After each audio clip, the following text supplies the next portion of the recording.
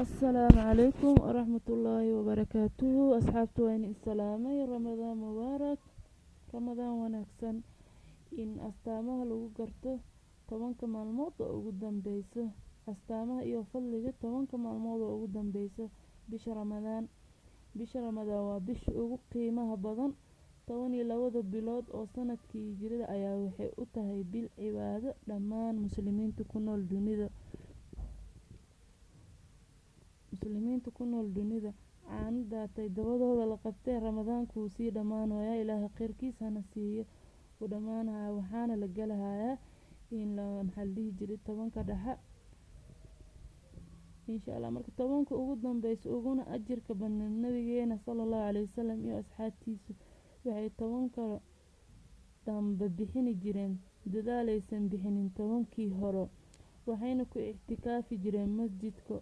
ee hooy u ahay tobankaasay habeen maasha Allah ilaahay khayrkiisa hana siiyo fadliga tobanka ugu dambe oo laylatul qadriga tobanka dambe wuu fadli ugu badan yahay tobankii hore sidii quraanka iyo xadiista nabi Muhammad sallallahu alayhi wasallam nabadgelyo iyo naxariis korkiisa ahaatee muslimiinta ay furayeen in laba laabay cibaadadooda waayo waxa ku jira habeen ka khayr badan 1000 bilood oo u dhiganta 83 camal la qabtay habeenka waxaa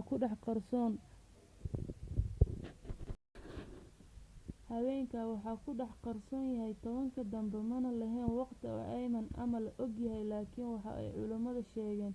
in habeenada oo witirka oo midooda soo galay sidii 21 23 25 27 29 ilaaha naga dhigo kuwa habeenka laylatul qadr la kulmo oo dambiyadooda la dhaafo nabigeena wuxuu ku sugnaaday inuu yiri qofka oo dhameeyo walaalkiis dhan uu leeyahay ayaa ugu khayr badan inuu i'tikaafo 10 sano oo qofka maalin alla dartiis masjidka ugu nagaadan i'tikaafka ilaahay asagoo iyo naar wuxuu kala fogeynaa 3 masafo oo u dhiganta inta u dhaxaysa qorax ka soo bax iyo qorax u dhac Allahu a'lam ilaaha naga dhig ku dambiyadooda la dhaafay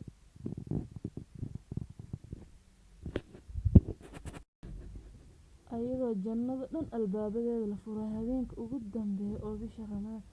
soonka markuu bilowdo jannada albaabadeeda dhan way furan yihiin naarta dhan way wada xiran yihiin Allah naga dhig ku oo jannada ku soo wada kulmo dhammaanteen habeenada wuxuu alla ka dhigay tobanka ugu dambeeya adiga oo nafsadaada la leeyahay oo cibaado oo la qabsatay tobanka ugu horeeyay oo bishaan ay fursad qaali ah oo haboon tahay in laga faa'iideysto ilaaha naga dhig ku ka faa'iideystay Allah anaga dhig ku ka faa'iideystay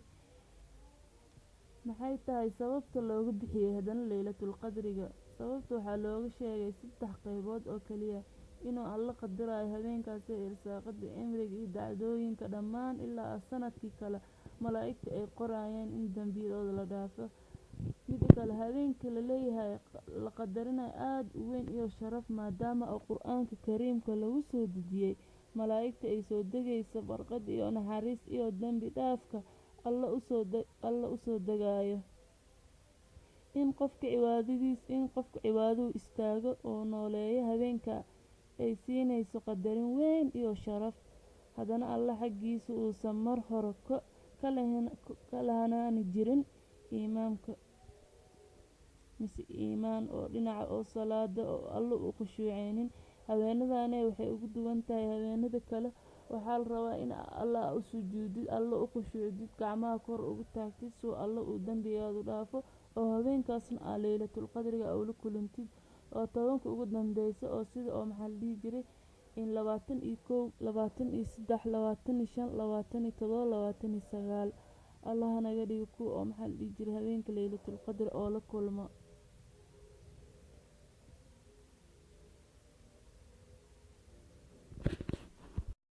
in Aisha radiyallahu anhu waxay leedahay markii oo nabiga sallallahu alayhi wasallam habeenka ugu dambaysa oo laylatul qadriga hadaa aan la kulmo nabiga maxaan ku dhihi markaas uu nabi Muhammad sallallahu alayhi wasallam uu leeyahay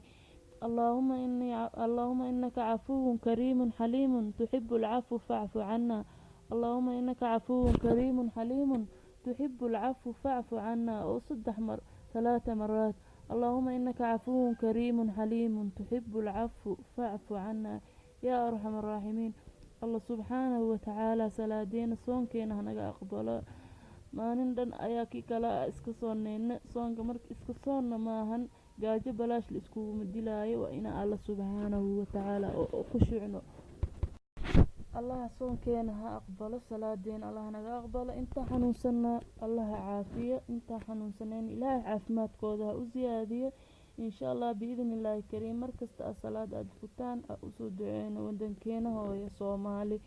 usoo duceyno insha allah intuu ilaahay nabad nooga dhigo kurbada maxaa la dhihi jira qaraxa dhibaatooyinka markasta ka socda intuu alla subxaanahu watacaala uu naga dulqaado